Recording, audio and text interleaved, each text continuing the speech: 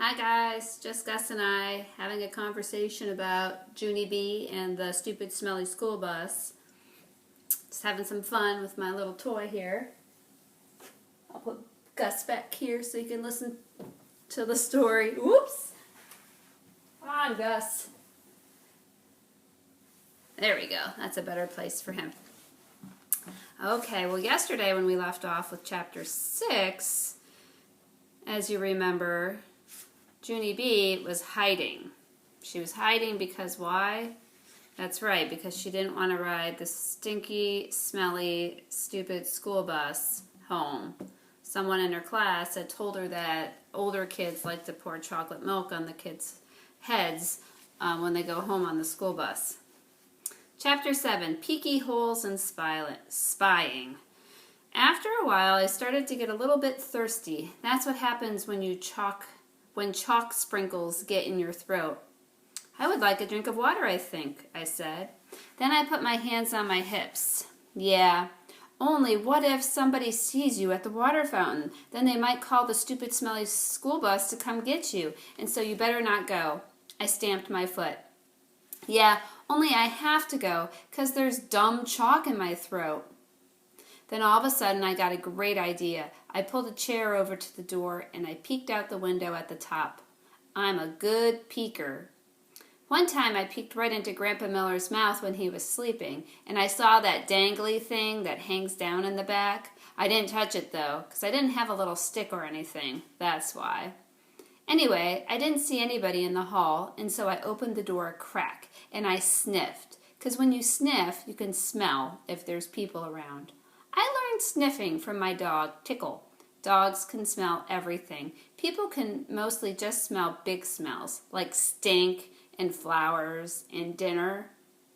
Nope, don't smell anyone, I said. Then I ran to the water fountain and I drank for a long time, and nobody tapped on me and said, "Hurry up, girl."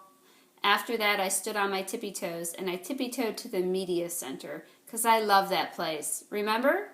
The media center is kind of like a fort. The shelves are like walls, and the books are sort of like bricks, and you can move some of them around and make peeky holes.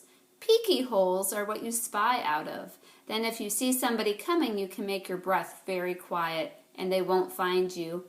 I spied for a long time, but nobody came. The only people in the media center were just me and some fish. The fish were in a big glass tank. I waved at them in there. Then I stirred them with a pencil. I love fish very much. I eat them for dinner with coleslaw. Just then I saw my most favorite thing in the whole world. Its name is an electric pencil sharpener, and it is sitting right on the librarian's desk. "Hey," I said, very excited. "I think I know how to work that thing." Then I looked in the desk drawer, and guess what? There were lots of brand new pencils in there. And so I sharpened them.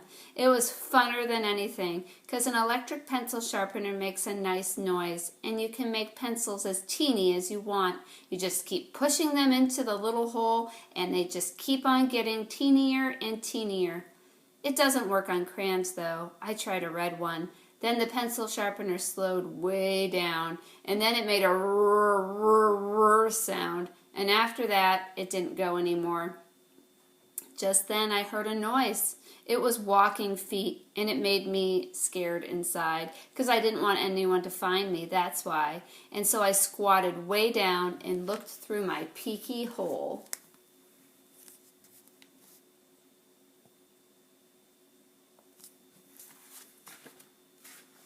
Then I saw a man with a trash can. He was singing "Somewhere Over the Rainbow." That's a song I know. It's from my favorite movie, which is called The Wizard of Oz. The man with the can didn't see me. He walked down the hall. Then I heard him go outside. I stayed squatted down for a long time, but he never came back. "Whew, that was a close one," I said. And so then I ran to find a better place to hide. Chapter 8, The Dangerous Nurse's Office. Guess where I ran to? Straight to the nurse's office, of course, 'cause there's those little plaid blankets to hide under.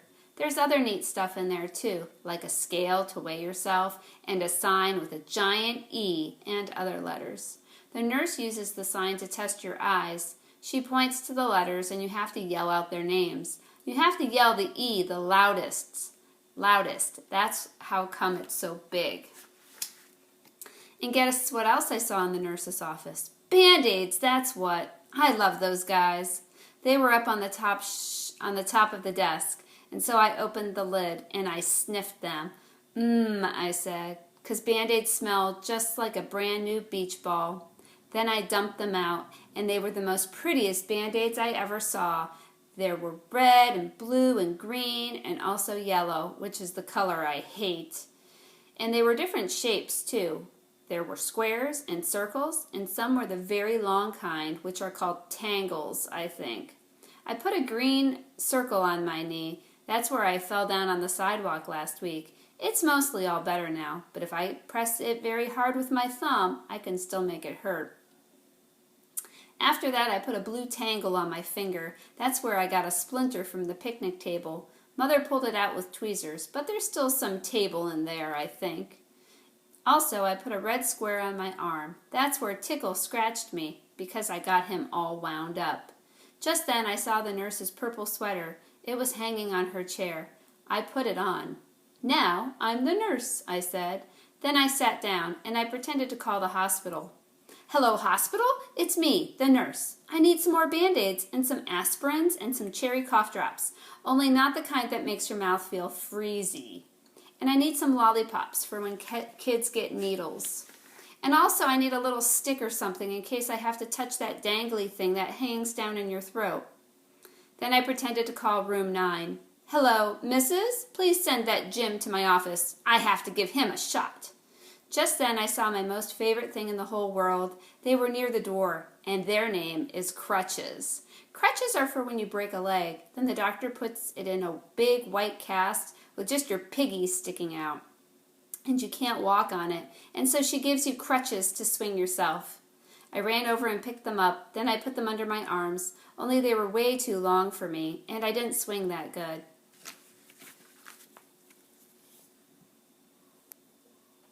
There's the big E. And so then I got another idea. I carried them to the nurse's chair, and I climbed up there so I was real tall. And then I put the crutches under my arms, and they fitted just right. After that, I stood on the edge of the chair, and I leaned forward very slow. Except then a terrible thing happened. The chair was on wheels, and it rolled away from my feet, and I got stuck on the crutches way high in the air, and I was very dangly up there. "Hey!" I shouted. "Get me down from here!" Then I wiggled around, and one of the crutches slipped, and I came crashing down, and I banged my head on the desk. "Ow!" I yelled. "Ow, ow, ow!" Then I picked up the phone again. "I quit this stupid job," I said, and then I ran out of there very fast, because the nurse's office is a dangerous place, and crutches aren't my favorite thing. And that takes us to the end of chapter 8. Okay, next time we'll be finishing the story, chapters 9 and 10. Till then, I hope you continue reading a book that you are enjoying. Hopefully you have something that you have either online, or hopefully you have a book available to you to read. And if not, I do have some books here, so have your parents message me if you need books, okay? See you later. Have a good night.